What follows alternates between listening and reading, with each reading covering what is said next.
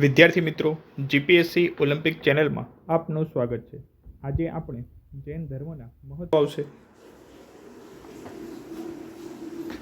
તો આપણે કહી શકીએ કે જૈન ધર્મમાં 24 તીર્થંકર થઈ ગયા. એમાંથી પ્રથમ તીર્થંકર તરીકે આપણે ભગવાન ઋષભનાથને અથવા ઋષભ નામનું બીજું નામ જે આપણે આદિનાથ છે એમને ઓળખવામાં આવે છે. તેમજ જે 24મા તીર્થંકર એટલે ભગવાન મહાવીરને આપણે ઓળખીએ છીએ. તેમજ આપણે ઋષભનાથની વાત કરીએ તો તેઓએ સમાજને કૃષિ, હસ્તકલા, વેપાર, લખાણ અને રાજ્ય વ્યવસ્થાની શરૂઆત કરવાનું શ્રેય આપવામાં આવે છે. ચલો બીજો MCQ જોઈએ કે જૈન ધર્મના 5 મહાવ્રતોમાંથી એક કયું છે?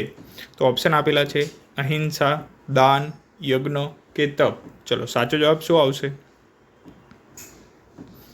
તો આપણે કહી શકાય કે જૈન ધર્મમાં મુખ્યત્વે 5 વ્રતો આપેલા છે. એમાંથી અહીંયા ઓપ્શનમાં એક આપેલું છે જે છે અહિંસા. તો ઓપ્શન નંબર એ. તો 5 વ્રતોમાં અહિંસાનો મતલબ કે હિંસા ન કરવી. તો આ જે વ્રત છે એ મહાત્મા ગાંધીજીએ પાળ્યું હતું. સત્ય બોલવું એટલે કે સાચું બોલવું, અસ્તેયનો મતલબ થાય ચોરી ન કરવી, બ્રહ્મચર્ય એટલે કે ચારિત્ર્યનું પાલન કરવું, અપરિગ્રહ એટલે કે વધારાનો સંગ્રહ ન કરવો જોઈએ. અહિંસા એ મુખ્ય અને પ્રથમ મહાવ્રત છે. તો યાદ રાખજો 5 એ 5. ચલો ત્રીજો MCQ જોઈએ કે જૈન ધર્મના છેલ્લા એટલે કે 24મા તીર્થંકર કોણ હતા? આપણે પહેલાં જ MCQમાં આ વાત કરેલી છે. તો ઓપ્શન આપેલા છે ભગવાન મહાવીર, ભગવાન ઋષભનાથ, ભગવાન પાર્શ્વનાથ કે ભગવાન અજીતનાથ. ચલો સાચો જવાબ શું આવશે?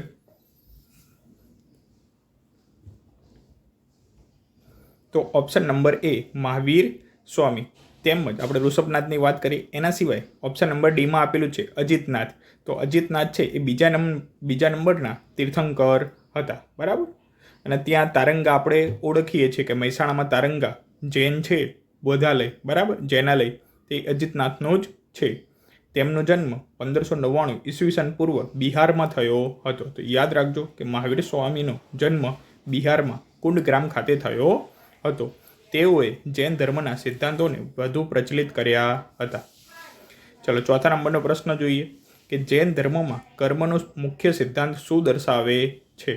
ઓપ્શન આપેલા છે ભગવાનની કૃપા, આત્માની શુદ્ધિ અને મુક્તિ, યજ્ઞ અને પૂજા, ધન સંપત્તિની પ્રાપ્તિ. ચલો સાચો જવાબ શું આવશે? વાત કરેલી છે કર્મના સિદ્ધાંતની. તો કર્મનો સિદ્ધાંત આત્માની શુદ્ધિ અને મુક્તિ દર્શાવે છે. તો જૈન ધર્મમાં કર્મ સિદ્ધાંત કર્મ આત્મા સાથે જોડાય છે અને તેના ફળ સાથે આપે છે. તો આત્માને કર્મના બંધનમાંથી મુક્ત કરવા માટે અહિંસા, તપ અને ધ્યાન જેવા માર્ગો અપનાવવામાં આવે છે. ચલો 5મા નંબરનો પ્રશ્ન જોઈએ કે જૈન ધર્મના 2 મુખ્ય સંપ્રદાયો કયા છે? તો ઓપ્શન આપેલા છે શ્વેતાંબર અને દિગંબર, હિન્દુ અને બૌદ્ધ, શાખા અને પંથ, ઓપ્શન ડી વૈષ્ણવ અને શૈવ. ચલો સાચો જવાબ શું આવશે? તો આપણે કહી શકાય કે જૈન ધર્મના મુખ્યત્વે 2 સંપ્રદાયો જોવા મળે છે, શ્વેતાંબર અને દિગંબર. તો આ બંનેમાં શું તફાવત છે? જે શ્વેતાંબર છે જે સાધુઓ સફેદ વસ્ત્રો પહેરે છે અને દિગંબર જે સાધુઓ વસ્ત્રો ત્યજીને દિગંબર રહે છે. બંને સિદ્ધાંતોમાં થોડો તફાવત છે. અને આપણે કહી શકાય કે ગુજરાતમાં મોટે ભાગે શ્વેતાંબર સાધુઓ જોવા મળે છે. છઠ્ઠા નંબરનો પ્રશ્ન જૈન ધર્મમાં સ્યાયવાદ શું છે? ઓપ્શન આપેલા છે એક ધાર્મિક તહેવાર, અહિંસાનો સિદ્ધાંત, બહુપરીક્ષેદીવાદ, મંદિર નિર્માણની પદ્ધતિ. ચલો સાચો જવાબ શું આવશે?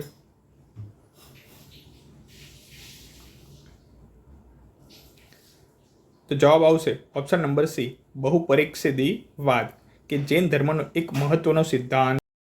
ચલો 7મા નંબરનો પ્રશ્ન જોઈએ કે જૈન ધર્મનો મુખ્ય તહેવાર કયો છે? તો ઓપ્શન આપેલા છે દિવાળી, પરશુરામ, હોળી કે નવરાત્રિ. ચલો સાચો જવાબ શું આવશે? ચલો કોમેન્ટ કરજો. તો સાચો જવાબ આવશે કે પર્યુષણ એ જૈન ધર્મનો સૌથી મહત્વનો તહેવાર છે, જે દરમિયાન ઉપવાસ, ધ્યાન, પ્રાર્થના અને સમાપના દ્વારા આત્મશુદ્ધિ કરવામાં આવે છે. શ્વેતાંબર સંપ્રદાયમાં તે 8 દિવસ અને દિગંબર સંપ્રદાયમાં 10 દિવસ ઉજવવામાં આવે છે. તો પર્યુષણ યાદ રાખજો.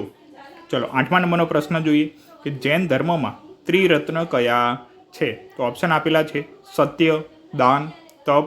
ઓપ્શન બી સમ્યક દર્શન, સમ્યક જ્ઞાન કે સમ્યક ચારિત્ર. ઓપ્શન સી અહિંસા, યજ્ઞ, પૂજા.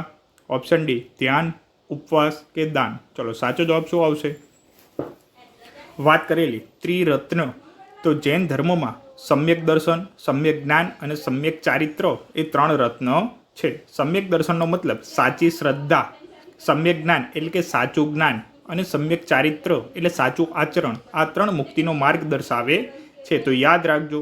ચલો 9મા નંબરનો પ્રશ્ન જોઈએ કે ભગવાન મહાવીરે કેટલી ઉંમરે કેવલ્ય જ્ઞાન પ્રાપ્ત થયું હતું કે કર્યું હતું? તો ઓપ્શન આપેલા છે 30, 42, 50 કે 72. ચલો સાચો જવાબ શું આવશે? તો આપણે કહી શકાય કે ભગવાન જે મહાવીર છે એમને 42 વર્ષની ઉંમરે કેવલ્ય જ્ઞાન એટલે કે કઠોર તપસ્યા બાદ કેવલ્ય જ્ઞાન પ્રાપ્ત કર્યું હતું. તેમને 30 વર્ષની ઉંમરે સંસાર ત્યાગી દીક્ષા લીધી હતી. તો યાદ રાખજો કેટલા વર્ષની ઉંમરે દીક્ષા લીધી હતી? તો 30. કેટલા વર્ષની તપસ્યા કરી? તો 12 વર્ષની કઠોર તપસ્યા કરી અને 42 વર્ષની ઉંમરે કેવલ્ય જ્ઞાન પ્રાપ્ત થયું હતું. ચલો 10મા નંબરનો પ્રશ્ન, જૈન ધર્મમાં અપરિગ્રહ શું દર્શાવે છે? સંગ્રહ ન કરવો, દાન આપવું, યજ્ઞ કરવો કે મંદિરમાં પૂજા કરવી. ચલો સાચો જવાબ શું આવશે? આપણે જોયું હતું કે જે 5 વસ્તુ છે એમાં 5 અપરિગ્રહનો સમાવેશ થાય છે, જેનો મતલબ થાય સંગ્રહ ન કરવો, કે જૈન ધર્મનું એક મહાવ્રત છે જે મુજબ વ્યક્તિએ જરૂરિયાતથી વધુ સંગ્રહ ન કરવો જોઈએ. આ સિદ્ધાંત લોભ અને મોહને દૂર કરીને આત્માને મુક્તિ તરફ લઈ જાય છે. તો વિદ્યાર્થી મિત્રો, આવા જ બીજા પ્રશ્ન સાથે ફરીથી મળીશું. તો આ ચેનલને લાઇક કરો, શેર કરો, સબસ્ક્રાઈબ કરો.